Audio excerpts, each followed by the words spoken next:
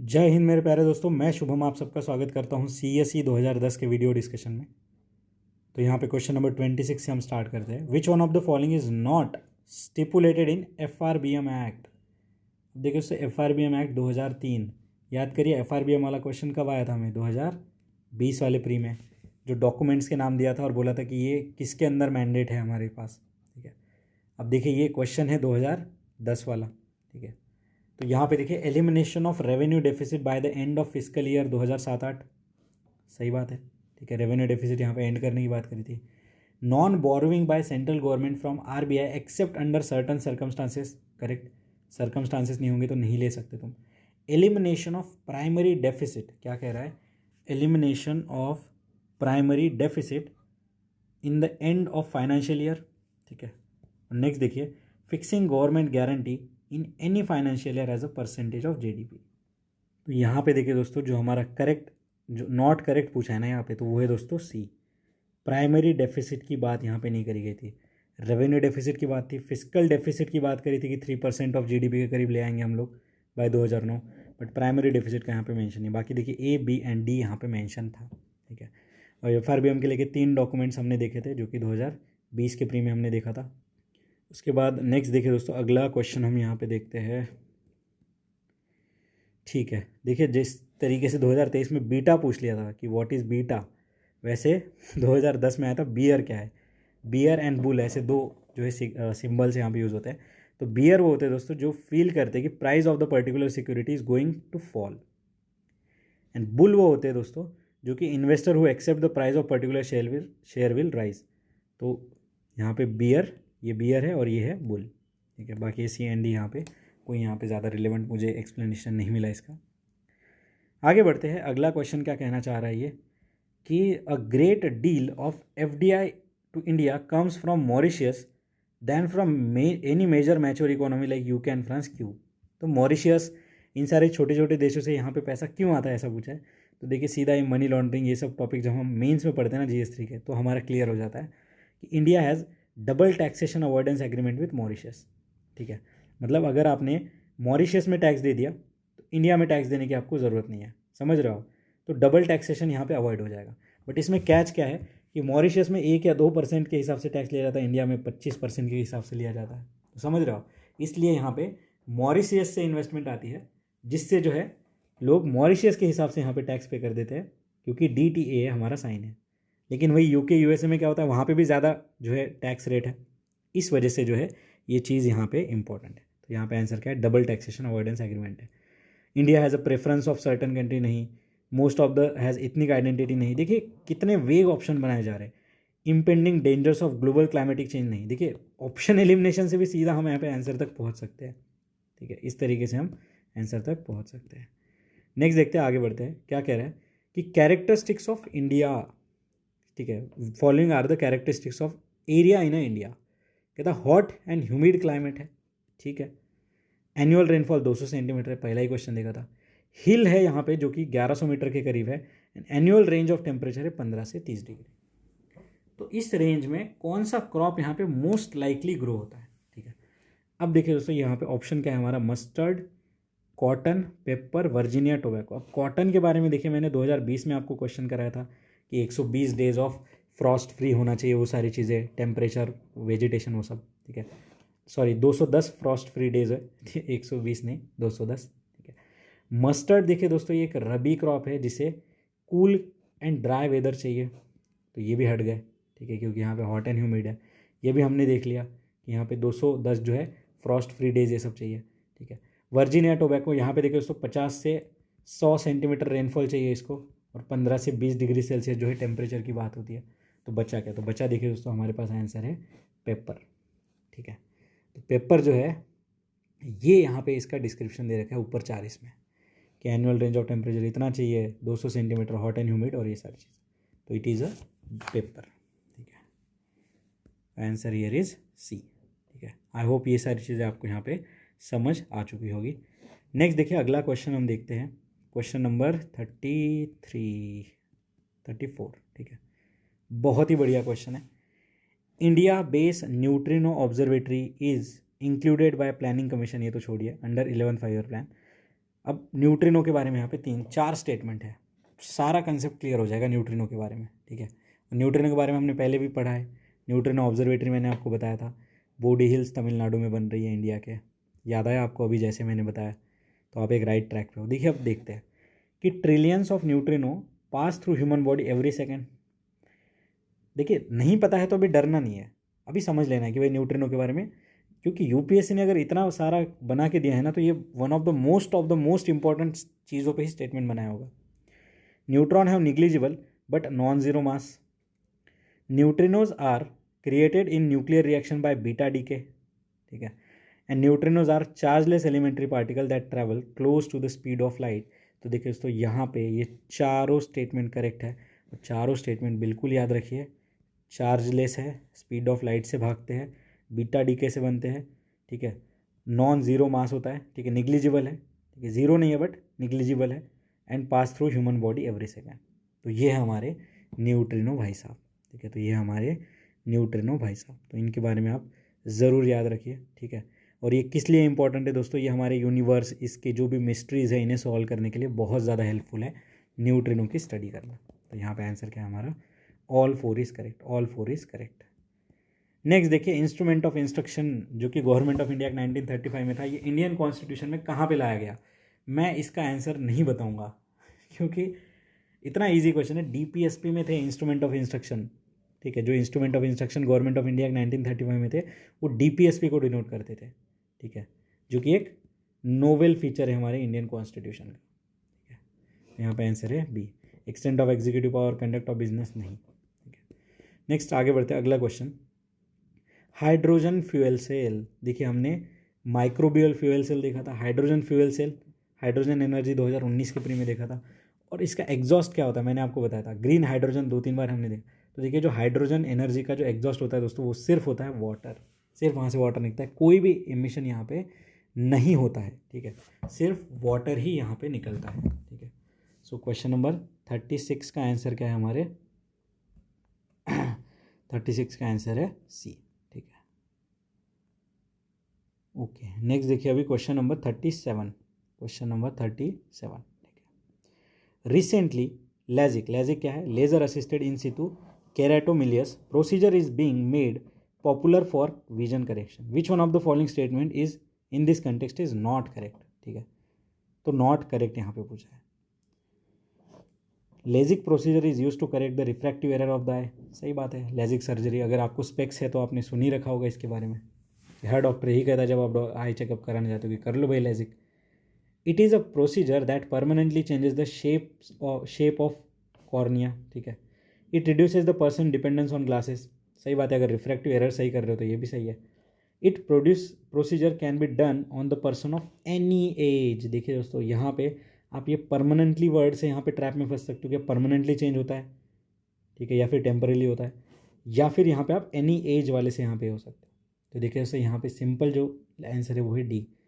ऐसा तो नहीं कि एक बच्चे का आप लेजिक कर दोगे, क्योंकि जो दृष्टि है उसे मैच्योर होने में, यहाँ पे जो पॉइंट स्टेबल होने में आपका चश्मे का जो भी होगा, मायोपिया जो भी होता है, ठीक है, वो स्टेबल होने में टाइम पीरियड होता है, तो वो 18 साल का होता है दोस्तों, ठीक है। आफ्टर 18 एज जब आपका नंबर जो है यहाँ पे स्टेबल हो जाता है, तभी डॉक्टर इन सब प्रक्रियाओं को करने के बारे में सोचते हैं। क्योंकि अगर अभी आपका जो पॉइंट है वो -3 है, और अगले साल अगर वो 4 होने वाला है, और अगर आपने अभी पे यहाँ पे जो है सर्जरी कर दी, तो 1 साल बाद वो दोबारा से नंबर आ जाएगा आपको, समझ पा रहे हो। तो इसलिए यहाँ पे पॉइंट स्टेबल होने तक वेट किया जाता है। यहाँ पे आंसर है दोस्तों 18 एज, तो एनी एज यहाँ पे नहीं है, ठीक है। किसी को भी उठा के जो है यहाँ पे आप लेजिक सर्जरी नहीं कर सकते हो, ठीक है। तो ये यहाँ पे याद रखिए, D is the correct answer. Next देखिए ये क्वेश्चन है सीधा 2022 का repetition, oxides of nitrogen, oxides of sulphur, बात खत्म। Oxides of hydrogen is not related to हमारा एसिड रेन या एसिड रेन, ठीक है। नेक्स्ट देखिए आगे बढ़ते हैं, अगला क्वेश्चन है हमारा कि जो UNCTAD की रिपोर्ट है उस हिसाब से एमर्जिंग इकोनॉमीज कौन सी है। तो देखिए दोस्तों 2010 का क्वेश्चन पेपर हम देख रहे हैं, ऑल ऑफ द वो यहाँ पे आंसर है, ठीक है। तो अभी आंसर तो हमारा अलग है क्योंकि एमर्जिंग कंट्रीज तो अभी बहुत सारी है, ठीक है। बट UNCTAD के बारे में थोड़ा जान लेते हैं क्योंकि इसको हमने डिटेल में नहीं देखा था। ये देखिए दोस्तों 1964 में इस्टेब्लिश हुई थी। क्यों, देखिए नाम से पता चल रहा है कि UN conference on trade and development, CTAD, trade and development. तो इनका काम क्या है दोस्तों, developing friendly integration of developing and develop country, ठीक है, development friendly integration of developing countries, ठीक है। तो यहाँ पे इंटीग्रेशन इन सब की बात करते हैं। इसका हेडक्वार्टर कहाँ है दोस्तों, जिनेवा स्विट्जरलैंड में है, ठीक है, जिनेवा स्विट्जरलैंड में। इनके कुछ इंपॉर्टेंट रिपोर्ट्स है जो कि आपको पता होना चाहिए, जैसे कि trade and development report, world investment report and least develop countries report, ठीक है। इसके ऊपर क्वेश्चन ऐसे बन सकता है, तो याद रखिएगा, ठीक है। बाकी और टेक्नोलॉजी एंड इनोवेशन रिपोर्ट भी है, कमोडिटी एंड डेवलपमेंट रिपोर्ट भी है। तो ये नाम है कुछ जो कि थोड़े पता होने चाहिए। अभी वैसे रिपोर्ट वाले क्वेश्चन यूपीएससी कम ही पूछता है। आगे देखिए, which one of the following is not related to United Nation, ठीक है, not related to United Nation. Multilateral investment guarantee agency, international finance corporation, international centre for settlement of international investment dispute and bank for international settlement, ठीक है। तो देखिए दोस्तों, ये जो ऊपर के चारों ऑप्शन देखे हमने, ये सारे वर्ल्ड बैंक के जो है की बॉडीज़ है, ठीक है, जो कि मैंने आपको बताया भी था कि IBRD है एक, ठीक है, फिर एक इंटरनेशनल डेवलपमेंट एसोसिएशन है, फिर इंटरनेशनल फाइनेंशियल कॉरपोरेशन है, ये मल्टीलैटरल इन्वेस्टमेंट गारंटी एजेंसी है, और एक है international centre for settlement of investment dispute, जिसका इंडिया पार्ट नहीं है, ठीक है। बैंक फॉर इंटरनेशनल सेटलमेंट मैंने ऑलरेडी आपको बताया था, कब, जब हमने बेसल 3 क्या है ऐसे पढ़ा था। बेसल 3 क्या है, तो ये बैंक फॉर इंटरनेशनल सेटलमेंट है, बेसल जगह पे, वहाँ पे ये सारे जो गवर्नर से मीट करते हैं और सारी चीज़ों को देखते हैं बैंकिंग से रिलेटेड, ठीक है। तो ये है बैंक फॉर इंटरनेशनल सेटलमेंट, ये 1930 में इस्टेब्लिश होता है। इसका हेडक्वार्टर कहाँ पे, बेसल में, ठीक है। तो याद रखिएगा बेसल, और ये बेसल कहाँ पे, ये है स्विट्ज़रलैंड में, ये है स्विट्ज़रलैंड में। नेक्स्ट देखिए, आगे बढ़ते हैं। अगला क्वेश्चन है हमारा क्वेश्चन नंबर 43, ठीक है, क्वेश्चन नंबर 43। उसके बाद नेक्स्ट देखिए दोस्तों, टर्म्स एंड उनका डिस्क्रिप्शन है, ठीक है। तो यहाँ पे देखिए दोस्तों, recession, slow down and melt down, ठीक है। तो यहाँ पे अभी समझते हैं दोस्तों, यहाँ पे कौन सा करेक्ट यहाँ पे मैच द पेयर है। तो सबसे पहले देखिए दोस्तों, जो स्लो डाउन होता है, ठीक है, स्लो डाउन जो होता है दोस्तों, इसमें GDP ग्रोथ रेट हमारी स्लो हो जाती है, ठीक है, बट ये डिक्लाइन नहीं होती है, इसीलिए तो इसे स्लो डाउन कहते हैं। ग्रोथ रेट हमारा डिक्लाइन होता है, फॉल इन GDP यहाँ पे नहीं होता है, तो ये हो गया गलत। रिसेशन में क्या होता है दोस्तों, रिसेशन में कंटिन्यूअस 2 क्वार्टर में अगर हमारा निगेटिव ग्रोथ रेट आ रहा है, फॉल नहीं, निगेटिव ग्रोथ रेट, ठीक है। तो अगर निगेटिव ग्रोथ रेट अगर हमारा आ रहा है यहाँ पे, तो इसकी वजह से हो जाएगा स्लाइड इन GDP, उसकी वजह से क्या हो जाएगा, स्लाइड इन GDP। तो ये भी हमारा क्या हो जाएगा, गलत, ठीक है। तो देखिए, स्लो डाउन क्या है, it is not a fall in GDP। Slow down मतलब क्या है, जहाँ पे GDP ग्रोथ रेट हमारी स्लो हो जाती है। तो ये हमारे दोनों गलत हो गए, ठीक है। देखिए कितना मार्जिन ऑफ एरर यहाँ पे है। और नेक्स्ट देखिए, मेल्ट डाउन, तो जैसे देखिए 2 एंड 3 हमारा चला गया, तो यहाँ पे मेल्ट डाउन क्या है दोस्तों, फॉल इन स्टॉक प्राइजेस। जैसे कि देखिए 2008 का फाइनेंशियल क्राइसिस आया था, कोविड क्राइसिस आया था, तो उस टाइम पे देखिए स्टॉक प्राइजेस में यहाँ पे भारी गिरावट देखी गई थी, उसे यहाँ पे मेल्ट डाउन कहते हैं दोस्तों, ठीक है, ये इसे मेल्ट डाउन करते हैं। यहाँ पे आंसर क्या हमारा, 1 only is the correct. Next देखिए, ब्रिक कंट्री के बारे में। अभी तो हमने ब्रिक्स कंट्री अच्छे से पढ़ा है, अब ये ब्रिक कंट्री के बारे में पूछ रहा है कि at present China's GDP is more than combined GDP of all the 3 country, ठीक है। देखिए कि ब्रिक में कौन है अभी, ब्राज़ील, रशिया, इंडिया, चाइना, कि चाइना का GDP मोर देन है combined GDP of all the 3। फिर देखिए, China's population is more than combined population of any of the 2 countries. तो यहाँ पे देखिए दोस्तों, जब मैंने यहाँ पे अभी के हिसाब से चीज़ों को सर्च किया, ठीक है, तो इंडिया का देखिए GDP जो है वो है 2.5 लाख करोड़, ठीक है। फिर ब्राज़ील एंड रशिया का अराउंड 1.4 लाख करोड़ के आसपास है। साउथ अफ्रीका का 30,000 करोड़ के आसपास है। और चाइना का जो GDP है दोस्तों वो है 14 लाख करोड़ के आसपास। तो ये तो बड़ा है अभी भी, ठीक है। बाकी चाइना का population is more than combined population of any 2 नहीं। यहाँ पे इंडिया को आप ले लीजिए साथ में, और बाद में किसी को भी ले लीजिए, चाइना के आगे ही चले जाएंगे हम लोग। तो यहाँ पे सेकंड गलत है, फर्स्ट हमारा सही है, ठीक है। तो इस तरीके से भी देखिए क्वेश्चंस यूपीएससी ने बना रखे हैं, ठीक है। तो यहाँ पे आंसर है हमारा 1 only is the correct, question number 44। आगे बढ़ते हैं। नेक्स्ट है, which one of the following is treated as a artificial currency. तो देखिए दोस्तों, यहाँ पे जो स्पेशल ड्राइंग राइट्स है ना, जो IMF से रिलेटेड है, हमारे IMF के कोटा सिस्टम से रिलेटेड, ये है हमारा आर्टिफिशियल करेंसी, ठीक है, स्पेशल ड्राइंग राइट। इसे पेपर गोल्ड भी कहते हैं, मैंने ऑलरेडी आपको बताया था, और ये IMF से रिलेटेड है, ठीक है। और ये जो वैल्यू है SDR की, ये कैसे डिटरमाइन होती है दोस्तों, तो यहाँ पे देखिए जो बास्केट ऑफ करेंसी है ना, जैसे कि US हो गया, US डॉलर हो गया, यूरोपियन जो हो गए हमारे करेंसी, ठीक है, यूरो करेंसी जो हो गई, ठीक है। फिर जापानीज़ येन जो है, ठीक है, पाउंड स्टर्लिंग एंड चाइनीज़ रेनमेन भी। अब देखिए रेनमेन भी जब ऐड हुआ था क्वेश्चन भी आया था, ठीक है। तो इन सब का एक एवरेज निकाल के या फिर जो भी फॉर्मूला होगा इससे हमें नहीं देखना है, तो ये इन बास्केट ऑफ करेंसी को देख के यहाँ पे एसडीआर से रिलेटेड चीज़ें देखी जाती है। बाकी एडीआर जीडीआर यहाँ पे नहीं है, ठीक है। तो यहाँ पे आंसर है हमारा सी। तो देखिए आईएमएफ पे कितने सारे क्वेश्चंस पूछे गए हैं। फिर देखिए नेक्स्ट है यहाँ पे कमीशन है, Stiglitz commission establish by United Nation General Assembly. ये न्यूज़ उस टाइम की न्यूज़ है दोस्तों, तो अभी हमें यहाँ पे ज़्यादा ध्यान नहीं देना है कि स्टिग्लिट्स कमीशन क्या है। तो देखिए उस टाइम करंट अफेयर में था ये, इट वाज इन न्यूज़। तो ये working of global financial system to explore the ways to secure more sustainable global order से रिलेटेड था स्टिग्लिट्स कमीशन, ठीक है।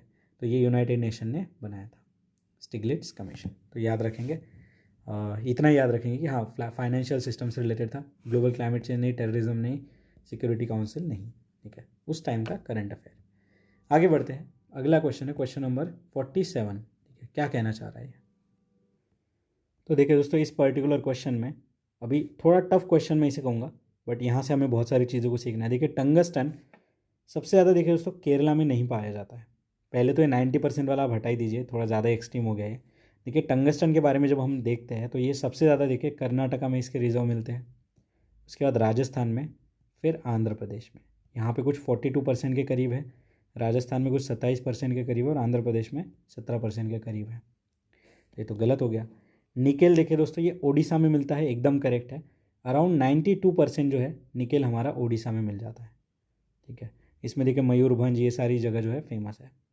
बचा देखिए कॉपर, कॉपर में देखिए दोस्तों यहाँ पे झारखंड नहीं है, ठीक है। तो इसके लिए देखिए थोड़ा डाउट था, तो मैंने directly Indian bureau of mines की जो पीडीएफ है उसमें से आपके लिए कुछ स्निपेट्स यहाँ पे लगाए हैं। तो देखिए दोस्तों यहाँ पे आप देख सकते हो कि लार्जेस्ट रिजर्व देखिए सबसे ज़्यादा जो है 53% राजस्थान में, ठीक है। फिर झारखंड में देखिए 19% के करीब कुछ, ओके। उसके बाद देखिए मध्य प्रदेश में है कुछ 18.75%। फिर डायरेक्टली उसके वेबसाइट से अगर हम देखेंगे तो यहाँ पे आंसर क्या आना चाहिए, राजस्थान में अराउंड 50% से ज़्यादा ही है। तो हमारा यहाँ पे ये गलत हो गया, ये गलत हो गया, बचा क्या, टू ओनली, और आंसर इज बी, ठीक है, B is the correct answer. Next देखिए आगे बढ़ते हैं, अगला क्वेश्चन हम देखते हैं कि as regards the use of international food safety standard as a reference point for dispute settlement which one of the following does WTO collaborate with. तो क्या है, फूड सेफ्टी स्टैंडर्ड से रिलेटेड WTO ने किसके साथ कोलैबोरेट किया है। Tough question है, ठीक है, टफ क्वेश्चन है। अभी समझते हैं इसका आंसर क्या है। इसका आंसर है दोस्तों कोडेक्स एलिमेंट्रस कमीशन, ठीक है। कोडेक्स एलिमेंट्रस कमीशन ने के साथ देखिए यहाँ पे कोलैबोरेट किया है, ठीक है। तो इसका देखिए लैटिन में मीनिंग क्या होता है, फूड बुक। तो ये गाइडलाइन देने वाला था फूड सेफ्टी, फूड प्रोडक्शन से रिलेटेड।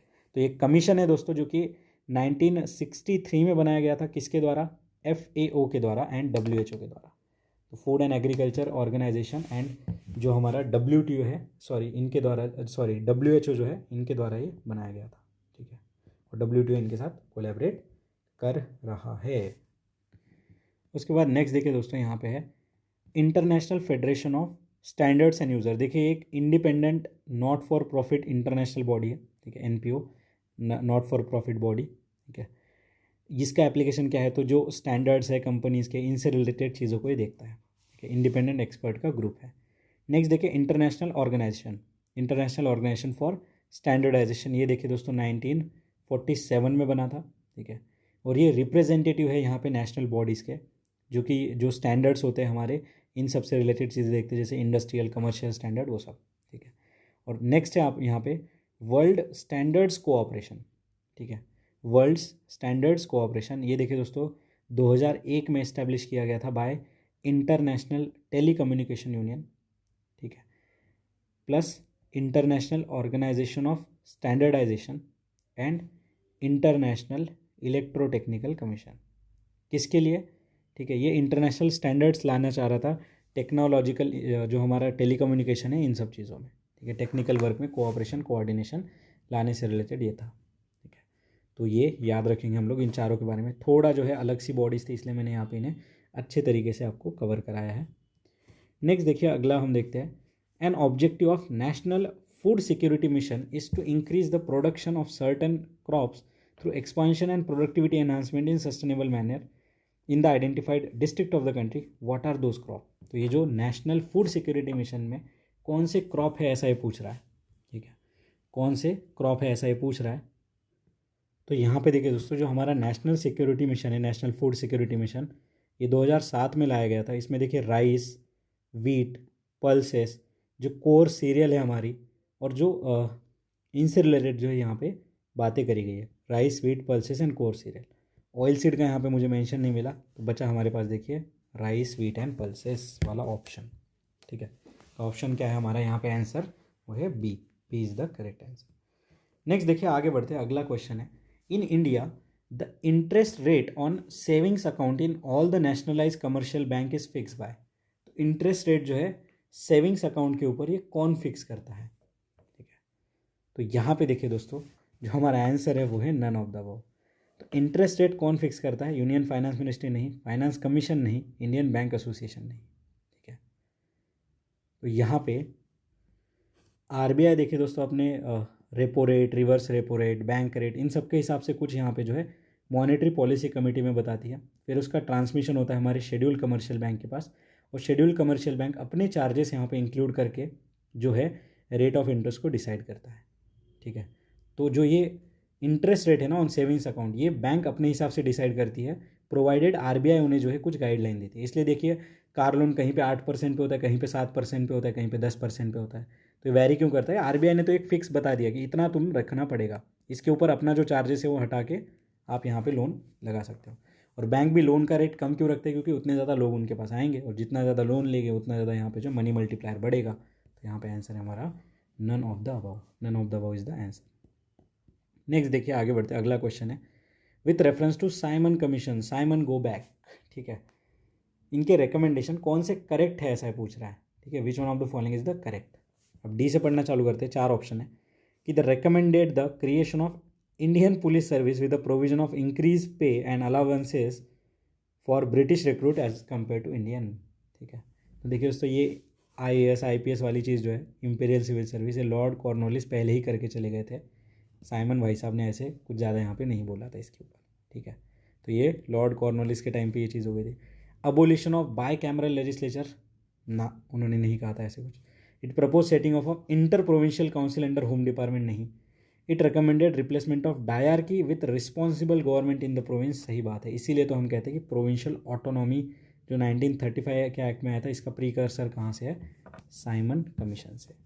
तो याद रखिए, सिंपल साइमन कमीशन 1927 वाला, इसके रिकमेंडेशन में क्या था कि replacement of dyarchy with responsible government in the province, ठीक है। तो यहाँ पे आंसर क्या है हमारा, A is the correct answer, ठीक है। तो डायरकी अबोलिश किए थे। बाकी गवर्नर के पास जो है सेम पावर रहेंगे, ये सारी चीज़ें उन्होंने कहे थे। फ्रेंचाइजी तो यहाँ पे लिमिटेड रखने की बात करी थी। ऑल इंडिया फेडरेशन की बात करी थी, बट वो आगे चल के नहीं बना था, ठीक है। तो ये सारी चीज़ें हमने यहाँ पे साइमन के बारे में देखी। तो साइमन कमीशन का विरोध क्यों हुआ था, ये क्वेश्चन हमने देखा था, क्योंकि इसमें एक भी इंडियन मेंबर नहीं था। आगे देखते हैं क्वेश्चन नंबर 52, ठीक है। क्वेश्चन नंबर 52 क्या कह रहा है कि 4 resolution were pass at famous Calcutta session in National Congress 1906।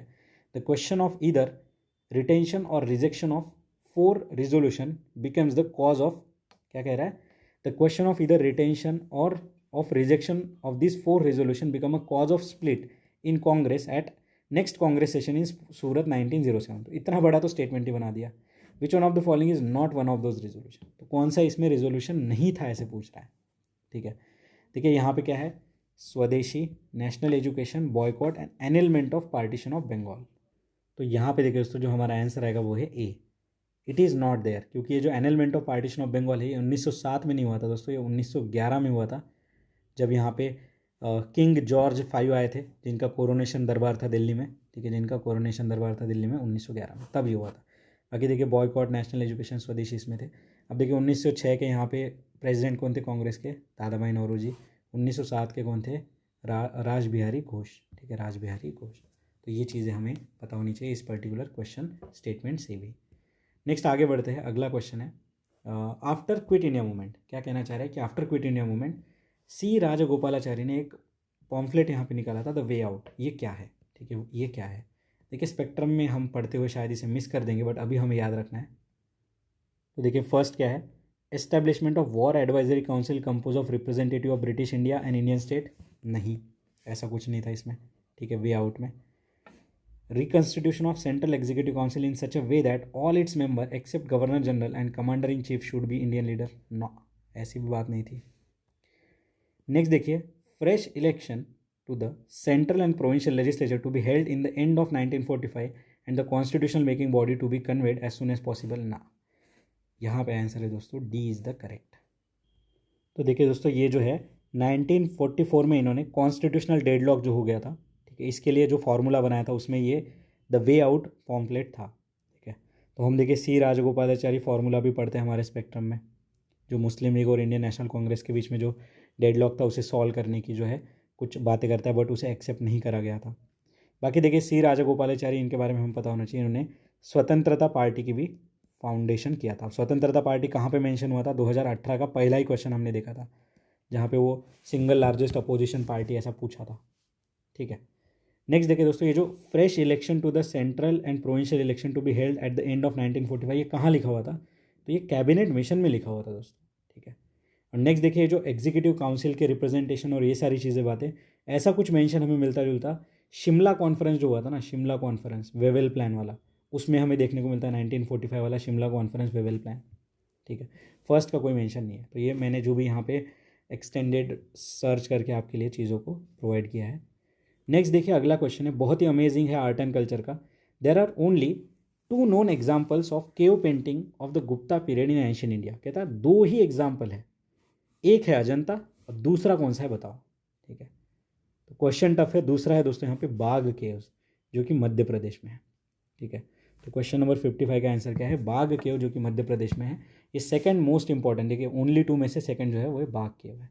बाकी देखा अजंता केव, इसके बारे में हमने देखा था, कौन सी रिवर है, वाघोरा रिवर है, ठीक है, सह्याद्री रेंजेस में आता है, ठीक है। यहाँ पे देखिए फायान हुएनसांग इन्होंने विजिट किया था, ओके। एलोरा केव्स देखिए दोस्तों, ये राष्ट्रकूटाज ने बनाई थी मेनली। ये हिंदुइज्म, बुद्धिज़्म प्लस जैनिज़्म तीनों फेथ को यहाँ पे दर्शाता है। लोमस ऋषि केव कहाँ पे दोस्तों, तो ये बाराबार केव्स बिहार में है, ठीक है, लोमस ऋषि केव।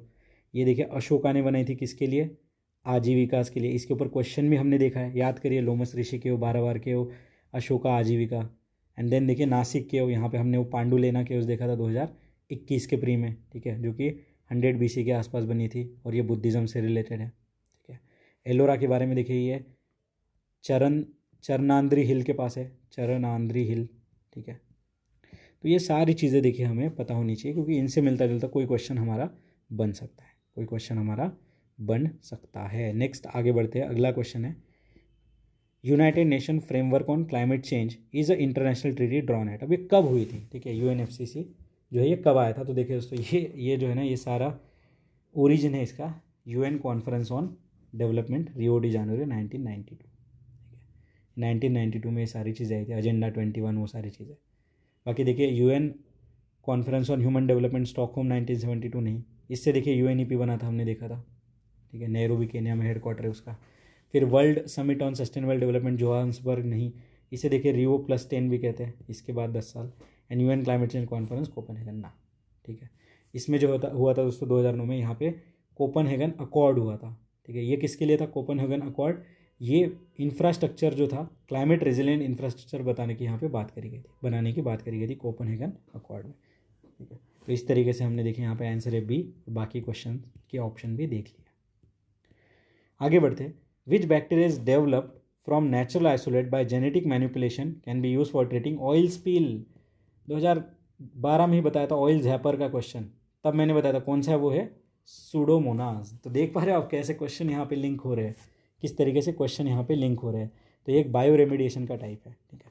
और ये जो सूडोमोनास बैक्टीरिया है दोस्तों, ये एज एक हाइड्रोकार्बन डीजनरेटर, इसकी प्रॉपर्टी है हाइड्रोकार्बन डीजनरेटर। नेक्स्ट देखिए नाइट्रोसोमोनास। तो नाइट्रोसोमोनास देखिए दोस्तों, ये वेस्ट वाटर ट्रीटमेंट में यूज़ होता है, फिर देखिए क्लॉस्ट्रीडियम ये किस लिए है दोस्तों, ये इससे कॉज होता है टिटेनस, तो टिटेनस। और एक बोटुलिज्म नाम का देखिए एक डिसीज़ है बोटुलिज्म, तो ये क्लॉस्ट्रीडियम से होता है। फिर देखिए यहाँ पे एग्रोबैक्टीरियम क्या है दोस्तों, तो एग्रोबैक्टीरियम ये बीटी कॉटन से, तो एग्रोबैक्टीरियम देखिए दोस्तों, जेनेटिक इंजीनियरिंग इन सब चीज़ों में हमारा यूज़ होता है। तो इस तरीके से हमने चारों के बारे में यहाँ पे चीज़ें देख ली है। नेक्स्ट देखिए, which feature of some species of blue green algae, देखिए ब्लू ग्रीन अलगी 2021 के हमारे एक ऑप्शन में आया था, ठीक है। Blue green algae helps to promote them as a biofertiliser. तो ब्लू ग्रीन अलगी का कौन सा फीचर है जो कि उन्हें एक बायो फर्टिलाइजर करके एक्ट करने में हेल्प करता है? It convert atmospheric methane into ammonia which helps the crop to absorb it readily, ठीक है।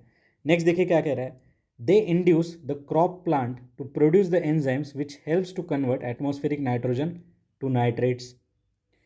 They have mechanism to convert atmospheric nitrogen into form that the crop plant can absorb readily, ठीक है। Atmospheric nitrogen और यहाँ पे methane बोला है, ठीक है। और डी देखिए, they induce the roots of the crop plant to absorb the soil nitrates in larger quantities, to absorb the soil nitrate in larger quantity. तो यहाँ पे देखिए दोस्तों जो करेक्ट आंसर है ब्लू ग्रीन अलगी वाला वो है सी, ठीक है। कि इनका मैकेनिज्म है जो कि एटमॉस्फेरिक नाइट्रोजन को हेल्प करते हैं टू एब्जॉर्ब रेडिली, ठीक है। एटमॉस्फेरिक नाइट्रोजन रेडिली एब्जॉर्ब करना, यहाँ पे आंसर क्या है हमारा सी, ठीक है। नेक्स्ट देखिए ब्लू ग्रीन अलगी से रिलेटेड, इन्हें देखिए साइनोबैक्टीरिया भी कहते हैं। ये फ्री लिविंग नाइट्रोजन फिक्सर्स होते हैं, फ्री लिविंग नाइट्रोजन फिक्सर्स होते हैं, ठीक है। तो याद रखिएगा ब्लू ग्रीन अलगी क्या है, एटमॉस्फेरिक नाइट्रोजन को कन्वर्ट करता है जिससे क्रॉप उसे रेडिली अडॉप्ट कर लेता है, रेडिली अडॉप्ट कर लेता है, ठीक है। नेक्स्ट देखिए आगे बढ़ते हैं, अगला क्वेश्चन है हमारा, India is party to Ramsar convention. Ramsar convention wetland कितने बार आ चुका है आप खुद ही देखिए यहाँ पे, ठीक है। कहता है कि declared many site as Ramsar site, which one of the following statement best describe as how we should maintain this sites in the context of this convention, ठीक है। कि रामसर कन्वेंशन में क्या चीज़ें मेंशन है, चलिए देखते हैं। Keep all the sites completely inaccessible, हटा दो completely inaccessible so that man will not be exploited, so will not be exploited by man. Conserve all the site through ecosystem approach and permit tourism and recreation only. एक तरफ कह रहा है कि पूरी तरह इनएक्सेसिबल बना दो, दूसरी तरफ कह रहा है कि टूरिज्म रिक्रिएशन ओनली करो, क्यों यहाँ पे साइंटिफिक रिसर्च के लिए हम नहीं जा सकते क्या, ठीक है। थर्ड देखते हैं, थर्ड क्या कह रहा है, conserve all the sites through ecosystem approach for a period without any exploitation with specific criteria and specific period for each site and then allow sustainable use of them by future generations. तो future generation के लिए संभाल के रखना है, ऐसा कह रहा है, ठीक है। और डी क्या कह रहा है, conserve all the site through ecosystem approach and allow there simultaneous sustainable use, ठीक है। Allow there simultaneous sustainable use. तो देखिए दोस्तों इन चारों में कौन सा हमें बहुत ज़्यादा जो है माइल्ड सा pro environment plus pro development और प्रो सस्टेनेबिलिटी दिख रहा है, वो है डी, वो है डी, ठीक है। बाकी देखिए थर्ड में क्या कह रहा है कि सारी साइट्स को कंजर्व करेंगे, कुछ विदाउट एनी एक्सप्लॉयटेशन, फिर स्पेसिफिक क्राइटेरिया होगा, अलाउ करेंगे फिर फ्यूचर जनरेशन के लिए। फर्स्ट एंड सेकंड तो एकदम ही वेग तरीके से बनाए गए थे कि कंप्लीटली इनएक्सेसिबल बना दो, ओनली वर्ड यहाँ पे यूज़ किया। देखिए मतलब पढ़ा भी नहीं हमने इतना डिटेल में, फिर भी हम आंसर तक पहुँच सकते हैं, क्योंकि कोई भी कन्वेंशन में इतनी एक्सट्रीम बातें नहीं करी जाती कि पूरी तरीके से जो है इसे कट ऑफ कर दो, ह्यूमन इंटरफेरेंस होने ही मत दो, ऐसा कभी नहीं होता है, ठीक है। फिर नेक्स्ट देखते हैं क्वेश्चन नंबर 60। क्वेश्चन नंबर 60 क्या कहना चाह रहा है कि other than Jatropha curcas why Pongamia pinnata also considered as a good option for biodiesel। तो देखिए जैट्रोफा करकास एंड पोंगामिया पिन्नाटा 2009 में आपको इसका मेंशन मिलेगा, ठीक है, टेंशन मत लीजिए। क्या कह रहा है, Pongamia pinnata grows naturally in most of the arid region of India and the seeds of Pongamia pinnata are rich in lipid content which is nearly half of oleic acid. तो आप बोल रहे होंगे कि यार पोंगामिया पिन्नाटा तो कभी सुना ही नहीं है, ठीक है। तो चलिए सुना नहीं है फिर भी कोई टेंशन नहीं लेना है, अभी समझ लेना है कि पोंगामिया पिन्नाटा जैसा अगर दूसरा कोई क्रॉप आ जाता है और बायोडीजल की बात होती है तो देखिए naturally found in arid region, एकदम करेक्ट। और लिपिड कंटेंट इसका हाफ ऑफ ओलिक एसिड है, ये भी करेक्ट है, ठीक है। और ये जो पोंगामिया पिन्नाटा है ये सॉइल इरोजन कम करने में भी हेल्प करता है, इसके मेडिसिनल प्रॉपर्टीज़ भी है, ठीक है। तो याद रखिए it is a substitute of जो हमारा केरोसिन, ये सब चीज़ों से रिलेटेड है, ठीक है। और ये एरिड जोन में एडेप्टेबल है, तो ये याद रखिएगा आप लोग। तो यहाँ पे आंसर क्या है हमारा, both 1 and 2 is correct, C is the correct answer here, ठीक है। आगे बढ़ते हैं, question number 61। Due to their extensive rice cultivation some regions may be contributing to global warming, what possible reasons they are? Rice cultivation global warming, CSE 2022 वाला question कि कौन सा जो है एंथ्रोपोजेनिक मीथेन यहाँ पे ज़्यादा से ज़्यादा जो है इमिट करता है, वो है राइस कल्टिवेशन। ठीक है, देखते हैं अब कि क्या रीज़न है, ऐसा पूछ रहा है। Question number 61। ठीक है, क्वेश्चन नंबर 61 कि when a nitrogen based fertiliser is use nitrous oxide is emitted from cultivated soil. सही बात है, nitrous oxide is a global warming. ठीक है, नेक्स्ट देखिए, ग्लोबल वार्मिंग होती है इससे। The anaerobic condition associated with rice cultivation cause emission of methane. एकदम करेक्ट। ठीक है, एकदम करेक्ट है ये। देखिए 2010 का ये पेपर 2022 में हमें वन लाइनर बन के आया था। तो यहाँ पे देखिए आंसर है बोथ आर करेक्ट। ठीक है, बोथ आर करेक्ट। तो यहाँ पे जो ग्लोबल वार्मिंग का कॉज क्या है, राइस, क्यों हमें राइस के लिए यहाँ पे कंसर्न है, तो ये दोनों यहाँ पे रीज़न है। Answer is both one and two. Okay, तो अभी बाकी क्वेश्चन हम नेक्स्ट वीडियो में देखते हैं दोस्तों। तब तक के लिए पढ़ते रहिए, मुस्कुराते रहिए। मिलते हैं ब्रेक के बाद। धन्यवाद।